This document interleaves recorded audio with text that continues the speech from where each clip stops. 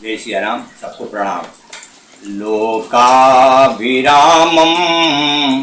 रणरंगधीरं राजीवनेत्रं रघुवंशनाथं कारुण्यरूपं करुणाकरन्तं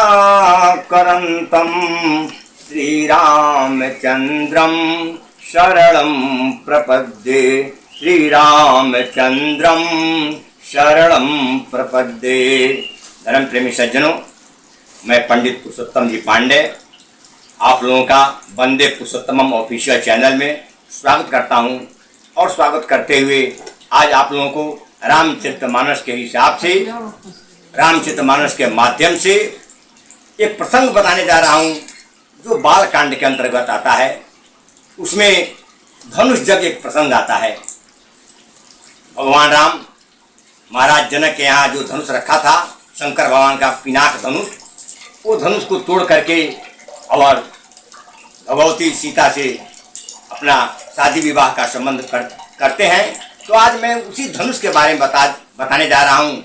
कहा गया है कि भूप सहस दस एक कहीं बारा, अलगे उठावन तरहीन तारा। ऐसा मानस में तुलसी बाबा कहते हैं कि 10,000 राजा एक साथ वो धनुष को उठाने के लिए लगे, लेकिन वो धनुष टूटना तो टूटना है, उठाना तो उठाना है, वो तिल भर भी हिला नहीं। वो धनुष के बारे में ऐसा तुलसी बाबा चौपाई के माध्यम से बताते हैं। बंधु, थोड़ा सा विचार किया जाए कि वो धनुष इतना वजन था कि 10,000 राजा के उठाने पर भी नहीं उठा, तो फिर वो धनुष शंकर भगवान का जो धनुष था, वो धनुष राजा जनक के यहाँ आया कैसे था, वो कौन उठा कर लाया था। ये विचार करने की बात है कि इतना वजन वाला धनुष जिसको हजारों राजा हाथ लगाकर थक गए, रावण भी आकर उठाकर थक गया, बाणासुर आकर के उठा नहीं पाया। जब इतना बड़े बड़े वीर लोग से धनुष उठा नहीं, तो फिर वो धनुष को लाया था कौन? शंकर भगवान के घर से, शंकर भगवान के पास से जरा जनक के यहाँ धनुष कौन लाया था, वो कैसे उठकर आया था।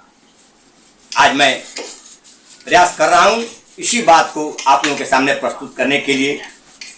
बंधुओं, ये जानने के पहले हम लोग कुछ धनुष के बारे में जाने कि कितना धनुष हमारे धर्मशास्त्र में वर्णन हुआ है, कितना धनुष का, उसके बारे में मैं कुछ बताने का प्रयास कर रहा हूं। उसका नाम क्या है, किस समय वो धनुष बना, कौन बनवाया, फिर किसके पास गया, मैं यही सब बताने का प्रयास कर रहा हूं। आप लोग ध्यान देकर सुने। भगवान शंकर के पास जो धनुष रहता था, वही धनुष जो राजा जनक के यहाँ आया था, उस धनुष का नाम पिनाक था। भगवान शंकर के धनुष का नाम पिनाक था। और जो धनुष भगवान राम के हाथ में रहता था, भगवान राम के पास जो धनुष था, उस धनुष का नाम कोदंड था। देखिए, जितना धनुष है सबका नाम अलग अलग है। भगवान शंकर के धनुष का नाम पिनाक और भगवान राम के धनुष का नाम कोदंड था। भगवान कृष्ण के पास भी धनुष था, या भगवान विष्णु कहिए, भगवान विष्णु के पास जो धनुष था, कृष्ण भगवान के पास जो धनुष था, उस धनुष का नाम सारंग था। उस सारंग नाम का धनुष था भगवान कृष्ण के पास। और पिनाक भगवान शंकर के पास, कोदंड भगवान राम के पास, और लक्ष्मण जी के पास भी धनुष था, जिससे लड़ाई किए थे लक्ष्मण जी। उस धनुष का नाम गांधारी था। लक्ष्मण जी के पास जो धनुष था, उसका नाम गांधारी था। महाभारत में आइए, अर्जुन के पास जो धनुष था, उस धनुष का नाम गांडीव था। अर्जुन के पास वाला धनुष का नाम गांडीव था। कर्ण के पास भी धनुष था, उस धनुष का नाम विजय धनुष था। कर्ण के पास वाला धनुष का नाम विजय धनुष, अर्जुन के पास जो धनुष था, उसका नाम गांडीव था।